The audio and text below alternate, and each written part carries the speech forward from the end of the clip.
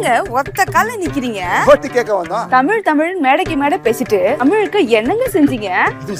செயல தலைவரே, எங்க மோடி ஐயா திருக்குறளை 100 மொழியில மொழிபெயர்க்க சொல்லிருக்காரு. காசில தமிழ் சங்கம் நடத்தி இருக்கிறாரு. எந்த நாட்டுக்கு போனாலும் தமிழ் மொழியின் சிறப்பை பத்தி பேசுறாரு. தமிழ் மொழிக்கு ஆய்வு மையம் திறந்திருக்கிறாரு. சென்ட்ரல் கவர்மெண்ட் எக்ஸாம தமிழ் மொழியில கொண்டு வந்திருக்கிறாரு. நீங்க ஒத்த கால நின்னு கேட்டாலும் எங்க ஓட்டு மோடி ஐயாக்கு தான். இபிஎஸ் எந்த மாதிரியான ஒரு ஸ்ட்ராட்டஜியுடன் இந்த தேர்தலை அணுகுகிறார்? ஏன்னா என்டிஏவில் இருந்து வெளிவந்த பிறகு தொடர்ந்து என்டிஏ மேல் தன்னுடைய தாக்குதலை அவர் தொடர்கிறார், அதுவும் பிரச்சாரங்களில் அதிகமாக தொடர்கிறார். இபிஎஸ் பொறுத்தளவுல தம்பி சவுக்கு சங்கர், சுமன் ஸ்ரீராமன் சார், ஜெயமண்ணன் இவங்க எல்லாம் சொன்னதை விட நாம சொன்னது கரெக்ட் ஆச்சு. 1% பலமுள்ள ஒரு கட்சி கூட இபிஎஸ் கூட கூட்டணிக்கு வரமாட்டாங்கிறத நம்ம ஆணித்தரமா சொன்னோம். கடைசியா அவங்களோட 5 சீட்டு கொடுத்து அவங்க கூட்டணி வச்சிருக்கிறது. 2021 வேண்டான்னு அவங்க துரத்தி விட்ட தேமுதிக அவங்கள இன்னைக்கு 5 சீட்டு கொடுத்து கூட்டணி வச்சிருக்காங்கன்னா பிரேமலதா விஜயகாந்த் அம்மையார் அவங்க பொதுச் செயலாளர் அவங்க அரசியல் அவங்க ஜெயித்து இருக்காங்க. எடப்பாடியை சினப் பண்ணிட்டாங்க. 2021 தோத்த அத கூட்டணி அரசியல்ல தோத்த பிரேமலதா விஜயகாந்த் பொதுச் செயலாளர் அவங்களோட டைம் என்னவோ அவங்க எடப்பாடி அவங்க கூட்டணி அரசியல் இதுல 2024 அவங்க வெற்றி பெற்றிருக்காங்கன்னு தான் நான் சொல்லணும். அந்த அளவுக்கு எடப்பாடி பழனிசாமி பலகீனம் ஆயிட்டாரு. அது மட்டும் இல்ல, புதிய தமிழகத்தையும் வரட்டி விட்டாரு. 30,000 ஓட்டு எடுத்த புதிய தமிழகத்துக்கு ஒரு எம்பி சீட்டு கொடுத்திருக்கிறாரு. அடுத்து எஸ்டிபிஐ அவங்களுக்கு தினகரன் மாதிரி அவரும் ஒரு சீட்டை கொடுத்திருக்கிறாரு. ஆக இவர் கொடுத்த 7 சீட்டும் வேற வழி இல்லாம அவரோட பலகீனத்தை காட்டக்கூடிய அளவுக்கு இருக்குது. மெகா கூட்டணி அமைப்பேன் இதெல்லாம் அரசியல் விமர்சகர்கள் ஏன் தான் சொல்ல மாட்டாங்களோ எனக்கு புரியல. ஏன்னா நாம சொன்னோம் 1% வாக்குக்குள்ள கட்சி கூட அவரோட கூட்டணி வரமாட்டாங்க. அன்புமணி ராமதாஸ் வரமாட்டாரு, நாலா போயிட்டுன்னு சொல்றாரு. அரசியல் விமர்சகர்கள் மற்றவங்க சொல்லக்கூடிய விஷயம் வேற. முடிவெடுக்கக்கூடிய அரசியல் கட்சிகள் என்ன பண்றாங்கிறதான் பார்க்கணும். எடப்பாடிக்கு பலம் இல்லைன்னு தான் அண்ணாமலை 12 சீட்டு கேட்டாரு. அவர் 5 சீட்டுக்கு மேல தர முடியாதுன்னு சொல்லும்போது அந்த கூட்டணி முறிஞ்சது. இதை தாண்டி காங்கிரஸுக்கு 20 சீட்டுனாரு. காங்கிரஸ் கூட கூட்டணி வச்சாலே அது இவரு கூட வச்சாலே டெபாசிட் இழக்கும்னு காங்கிரஸ் தலைவர்கள் பலரும் சொன்னதுனால அதுவும் நடக்கல. திருமாவளவனுக்கு 5 சீட்டுன்னு சொன்னாப்புல இவரு கூட போனா 10 வருஷம் அரசியல் பேருன்னு பதறி போயிட்டாரு. ஆக நாம சொன்னதுதான் எடப்பாடி பழனிசாமி விஷயத்துல நடந்திருக்கு. நன்றி சுபா கூட அதை சுட்டி காட்டினீங்க. எதிர்காலத்துல அது நடக்கணுங்கிறதுக்காக நம்ம எச்சரிக்கை உணர்வுல தான் நம்ம சொல்றோம். அதனாலதான் கரூர்ல ஜோதிமணி ஜெயிப்பாங்கிறதெல்லாம் நம்ம அக்செப்ட் பண்ணிட்டு தான் நம்ம பேசுறோம். நம்ம கார்த்திக் சிதம்பரத்தை பிடிக்காது, சிவகங்கையில அவர் வெற்றி பெறதுக்கான வாய்ப்புகள் தான் பிரகாசமா இருக்குங்கிறத நாம சொல்றோம். பட் எடப்பாடி பழனிசாமியை பொறுத்தவரையில பொய்நெல்லை குத்தியே பொங்க வைத்தவன் கை நெல்லும் விட்டான மாணி பூம்புகார் படத்துல கலைஞர் கருணாநிதி வசனம் எழுதின பூம்புகார் படத்துல கவிஞர் மாயவநாதன் ஒரு பாட்டு எழுதியிருப்பாரு. அந்த பாட்டுக்கு தக்கன காங்கிரஸ் கூட்டணி வரும், காங்கிரஸ் கூட்டணி வரும்னு பாஜக விட்டுட்டாரு. விடுதலை சிறுத்தைகள் கூட்டணி வரும், விடுதலை சிறுத்தைகள் கூட்டணி வரும்னு பாமக விட்டுட்டாரு. இத அன்புமணி மிக கடுமையான வார்த்தைகளால சாடி இருக்கிறாரு. ஆக அவர்கிட்ட யாருமே கூட்டணிக்கு வராத ஒரு பரிதாப நிலைமைக்கு ஆளாயிட்டாரு. இன்னைக்கு அவர் என்ன வாக்கெடுக்கிறாருங்கிறத நம்ம பார்க்கணும். நம்ம என் கருத்துப்படி பார்த்தாலும் கூட அவரு 20% வாக்கை தாண்ட மாட்டாருன்னு நான் உறுதியா நம்புறேன். இந்த சூழ்நிலையில அவரோட பெர்ஃபார்மன்ஸ் தென் மாவட்டத்திலும் டெல்டாவிலும் படுமோசமா இருக்கும். டெல்டாவிலும் தென் மாவட்டத்திலும் தான் காங்கிரஸ் இருக்கும். அப்ப காங்கிரஸ் எந்த காலத்திலும் தோக்கக்கூடிய எடப்பாடி பழனிசாமி கூட கூட்டணி போக மாட்டாரு. அப்படிப்பட்ட சூழ்நிலையில திமுக காங்கிரஸ் கூட்டணி வெற்றி பெறும்போது வெற்றி கூட்டணி வெற்றி பெறும் வர வெற்றி தொடர்ந்து வர அவங்க தொடர்ந்துட்டு தான் இருப்பாங்க. இது பிராக்டிக்கல் அக்குமுலேட்டிங் பவர் அமாசிங் வளர்த்து தான் மாடர்ன் பொலிட்டிக்ஸ் ஆன பிறகு வெற்றி பெற்றவங்க ஏன் பிரிய போறாங்க? வெற்றி 2 பேருக்குமே லாபம். வின் வின் வின் வின் எல்லாத்துக்குமே லாபம். 1/2% 3/4% எடுத்தவங்க எல்லாம் இன்னைக்கு வெற்றியில இருக்கிறாங்க. கெமிஸ்ட்ரியில அவங்க ஜெயிக்கிறாங்க. சோ அந்த கூட்டணி அப்படிதான் இன்டாக்டா இருக்கும். அப்போ நீங்க சர்க்கஸ்ல தாவுறது மாதிரி இன்னொரு கம்பு கிடைக்கிறதுக்கு முன்னாடியே பாஜகவையும் பாமகவும் விட்டு விளையிட்டாரு எடப்பாடி பழனிசாமி. இன்னைக்கு அதற்கான விலையை கொடுத்துட்டு இருக்கிறாரு. அதிமுகவுல இன்னைக்கு இஷ்யூ இல்லாம ஒரு எந்த பிரச்சனையும் இல்லாம அவங்க பிரச்சனைகள் எதுவும் பேசுறதுக்கு இல்லாம பரிதாபமா இருக்காப்புல. மத்திய அரசு எதிர்ப்பு தமிழர் விரும்பி சொல்லும்போது சீமானே என்னோட தொங்கு சதையாக, என்னோட ஊதுகுழலா, என்னோட பிடி மாட்டு எடப்பாடி இருக்காருன்னு மிக கடுமையான வார்த்தையில எடப்பாடி பழனிசாமியை சீமானே பேசிட்டாரு. சீமான் தினமணி பேட்டியில எடப்பாடி பழனிசாமி ஆட்டத்திலே இல்ல, பாஜகவும் திமுகவும் தான் எதிரின்னு அவரு சொல்லக்கூடிய ஒரு சூழ்நிலை இன்னைக்கு வந்திருக்குது. ஆக மொத்தத்துல எடப்பாடி பழனிசாமி உத்தரப்பிரதேச காங்கிரஸ் மாதிரி வலமும் போகாம இடமும் போகாம இருக்கிறாரு. இரட்டையில சின்னம் இருக்கு, அது ஒரு பலம் தான். 62 எம்எல்ஏ இருக்கிறாங்க, அது பலம் தான். அதிமுக கட்சி பலம் இருக்கு, அது ஒரு பலம் தான்.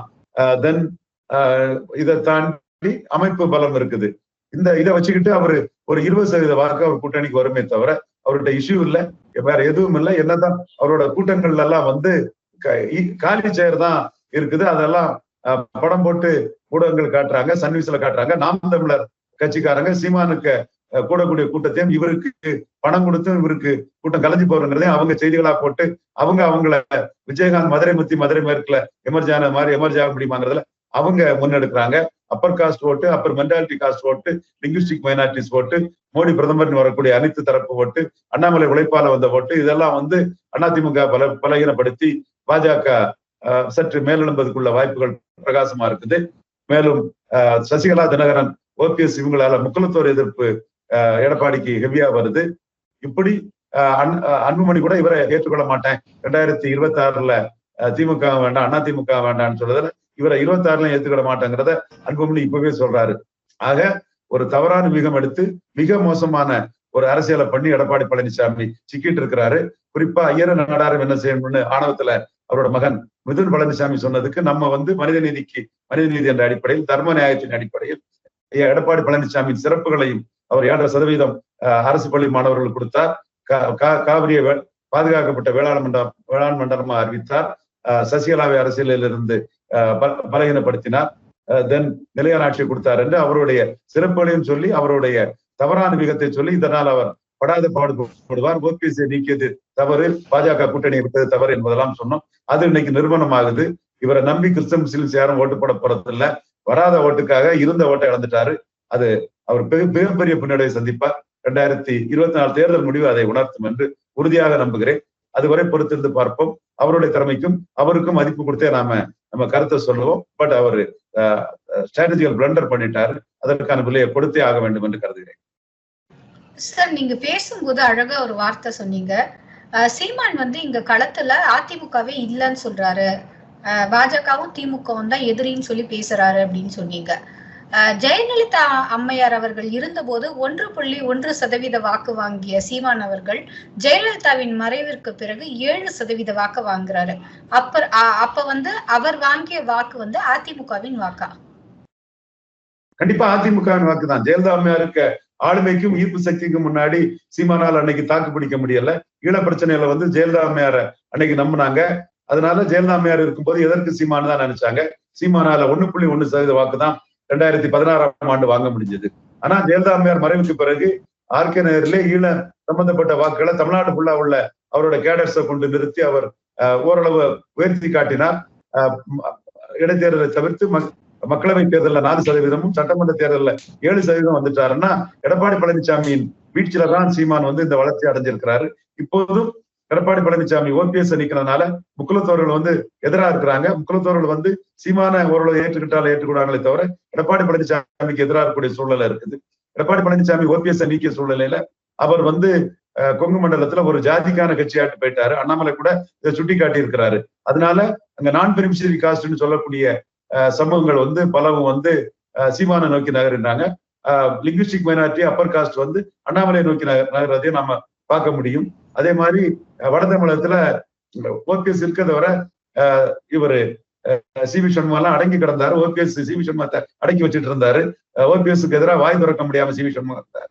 ஆனா இன்னைக்கு வந்து சிவி சண்முகம் அந்த கட்சியில தான் அதிமுக வட தமிழகத்துல இருக்கிறாரு. இது பிற ஜாதிகள் மத்தியில கடும் அதிருப்தியை கொடுத்திருக்குது. செங்குந்தர், பறையர், மீனவர், அகமுடையார் போன்ற சமூகங்கள் வந்து நமக்கு அதிமுகவுல என்ன லாபம் இருக்குது, வன்னியருக்கான கட்சியாட்டு மாறிட்டுங்கிற எண்ண ஓட்டம் இருக்குது. அதுவும் சீமானுக்கு பெரிய லாபத்தை கொடுக்குது. நிச்சயமா 3வது முறை ஈர்ப்பு சக்தியற்ற எடப்பாடி பழனிசாமி சீமான் பலகீனப்படுத்துவார். அதற்கு கட்டியம் கூறிய விதம் வந்து ஈரோடு கிழக்கு இடைத்தேர்தல் தான். ஈரோடு கிழக்குல 65% கொங்கு வேளாளர்கள் பாஜக ஆதரவு, அண்ணாமலை ஆதரவு எடப்பாடியின் இரட்டை கிடைத்த போது பறையர், அருந்ததியர், தேவேந்திரவல், பறையர், அருந்ததியர், நாயுடு, செங்குந்தர், கொங்கு நாடார் போன்ற சமங்கள்ல 10-15% வாக்கு கூட கிடைக்கல.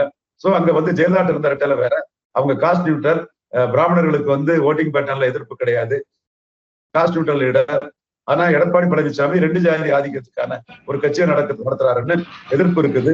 அதனால ஈர்ப்பு சக்தியற்ற சமூக நீதியை சூறையாடக்கூடிய எடப்பாடி பழனிசாமி பலகீனமும் வேலுப்பிள்ளை பிரபாகரன் இமேஜும் பொதுத்தள தலைவராக பொது தொகுதியில் ஆதி தமிழர்கள் எடப்பாடி பழனிசாமியால் அதிகாரம் மறுக்கப்படக்கூடிய ஜாதிகளுக்கு முக்கியத்துவம் எல்லாம் களமாடக்கூடிய சீமானுக்கு வந்து எடப்பாடியின் பலகீனத்தால் சீமானுக்கும் ஒரு உயர்வு கிடைக்குது. இதெல்லாம் இருக்கும்போது வளர்ச்சி பெற முடியாத சீமான் எடப்பாடி பழனிசாமியின் அபகரிக்கும் தன்மையாலும் சமூக நீதி சூறையாடலாலும் ஈர்ப்பு சக்தியற்ற தன்மையாலும் உத்தரப்பிரதேச காங்கிரஸ் மாதிரி வலமும் போகாமல் இடமும் போகாமல் ஒரு குழப்பத்தில் இருக்கும் சூழ்நிலையிலும் சீமானுக்கு வளர்ச்சி கிடைக்குது. அந்த வளர்ச்சிக்கு உள்ள எவிடன்ஸ் வந்து அவருக்கு தானே கூடக்கூடிய மிகப்பெரிய கூட்டம் டெல்டா பகுதிகளிலும் பெரம்பலூர் பகுதிகளிலும் பெரிய கூட்டம் கூடுது. எடப்பாடி பழனிசாமிக்கு 500 ரூபாய் கொடுத்தும் அந்த கூட்டம் கலைகிறது. இதோட எதிரொலி தேர்தல் முடிவில் இருக்கும் என்று நான் உறுதியாக நம்புகிறேன். பல அரசியல் விமர்சகர்களை வைத்து சவுக்கு சங்கர்கள், சுமன் சி ராமன்கள், தராசு ஷியாமண்ணர்கள் போன்றவர்களை வைத்து அவரை தடுக்க முயற்சி பண்ணுகிறார். இதை நான் சேலஞ்சாக சொல்கிறேன். இது அவரால் பெரிய அளவு தடுக்க முடியாது. அவருக்கு இருக்கிறது இரட்டையிலை சின்னமும் அமைப்பு பலமும் பணபலமும் தான். ஈர்ப்பு சக்தி இல்லை, சமூக நீதி சூறையாடல் இருக்கிறது, தெளிவான நிலைப்பாடு இல்லை. இது அவரை 3வது முறையும் சீமான் வளர்ச்சி அவரை பாதிக்கும் என்று நான் உறுதியாக கூறுகிறேன். சார், ரொம்ப நீண்ட நெடிய விளக்கத்தை கொடுத்திருக்கீங்க. கரெக்டான விளக்கமாக பார்க்கிறோம் சார். இத சார், ஒரே ஒரு கேள்வி, திமுக பாஜகவை பார்த்து அஞ்சுகிறதா சார் இந்த தேர்தல் களத்துல? திமுக பாஜகவை பார்த்து அஞ்சுகிறது என்ற வார்த்தை வந்து கொஞ்சம் பெரிய வார்த்தை தான். அவங்க வந்து பாஜக விஷயத்துல அவங்க தவறிழைத்தது வந்து கர்நாடகா வெற்றி ராகுல் காந்தியின் வெற்றின்னு சொன்னதுல அவங்க ஏற்கனவே ஒரு நல்லுறவை வச்சுட்டு இருந்தவங்க வந்து அதை தவறிழைத்ததான் நான் பாக்குறேன். அதை தொடர்ந்து அவங்களுக்கு பல நெருக்கடிகள் வந்தது. அந்த நெருக்கடிகளை வின்பஸ்ட்ங்கிற அடிப்படையில அவங்க காங்கிரசுக்கு 10 சீட்டு கொடுத்து அவங்க ராகுல் காந்திக்குள்ள அந்த முக்கியத்துவத்தை வந்து அக்செப்ட் பண்ணியிருக்காங்க. அது ஒருவேளையில பாஜக கொடுத்த நெருக்கடிகள் அதுக்கு ஒரு காரணமா இருக்கலாம்னு நான் கருதுறேன். அல்லது காங்கிரசுக்கு சீட்டை கூட குறைக்கிறதுக்குள்ள வேலையை கூட அவங்க பார்த்திருப்பாங்க. பாஜகவின் வளர்ச்சிங்கிறது வந்து ஒரு வகையில அவங்களுக்கு வந்து லாபம்னு அவங்க கருதுறாங்க. கிறிஸ்டின் முஸ்லீம் ஓட்டு கன்சால்டேஷனுக்கு அது உதவுன்னு கருதுறாங்க. அதனாலதான் சென்னிமலை, சிவன் மலை, ஏழுமலைன்னு அண்ணாமலை மீது பொறாமையில எடப்பாடி பழனிசாமி அவர் பேரையே சொல்லாம இப்படி ஒரு ஆளே இல்லைன்னு காலையில இருக்கும்போது சாயங்காலம் ஸ்டாலின் அண்ணாமலைன்னு ரெகனைஸ் பண்ணாருன்னா பாஜகவை எதிர்ப்பது மூலமா கிறிஸ்தவ முஸ்லீம் வாக்குகள் வருதுன்னு அவரு கருதுறாரு. இப்போ அவருக்கு என்னன்னா லா ஆஃப் டிமினிஷிங் ரிட்டர்ன்ஸ்ல பரையர் சமூக வாக்குகளும் கிறிஸ்தவ முஸ்லீம் வாக்குகளும் ஓரளவு சீமானுக்கும் போகுமாங்கிற எண்ணம் இருக்குது. அது எடப்பாடிக்கு போகக்கூடாத அளவுக்கான அந்த பிரச்சாரத்தை பண்றாரு. சீமானை பற்றி அதை பேசினா அது ரெகனைசன் ஆயிருமோன்னு அவரு நினைக்கிறாரு. பாஜக பொறுத்தளவுல பாஜகவை எதிரியா காட்டுறது தனக்கு உள்ள ஆன்டி எஸ்டாப்ளிஷ்மெண்ட்டை மறைச்சு மத்திய அரசு ஆன்டி எஸ்டாப்ளிஷ்மெண்ட்டை ஹைலைட் பண்றதுக்கும் கிறிஸ்தவ முஸ்லீம் வாக்குகளுக்கும் லாபம்னு தான் அவர் கருதுறாரு. மத்திய அரசு ஏஜென்சியோட நெருக்கடி அவருக்கு ஒரு அதை தவிர்க்கணும்னு நினைக்கலாம். மற்றபடி பாஜக எதிர்ப்பு அரசியல் ரீதியா அவருக்கு லாபம் தான். 2019 அந்த லாபத்தை பார்த்தாரு. இப்பவும் அந்த லாபம் மற்றவங்களுக்கு சீமான், எடப்பாடி போன்றவங்களுக்கு பிரியக்கூடாது, அவருக்கு முழுமையா கிடைக்கும் என்று அவர் காய் நிறுத்துறார் என்றே கருத்து. சார், ரொம்ப நன்றி சார். இத்தனை நேரமும் அழகாகவும் தெளிவாகவும் நிறைய கள நிலவரங்களை உள்ளபடி உரைத்தவைக்கு நன்றி சார். மீண்டும் நல்லதொரு சந்திப்பில் சந்திக்கலாம் சார். தாமரைக்கு வாக்களியுங்கள், பாஜகவை வெற்றி பெறச் செய்யுங்கள்.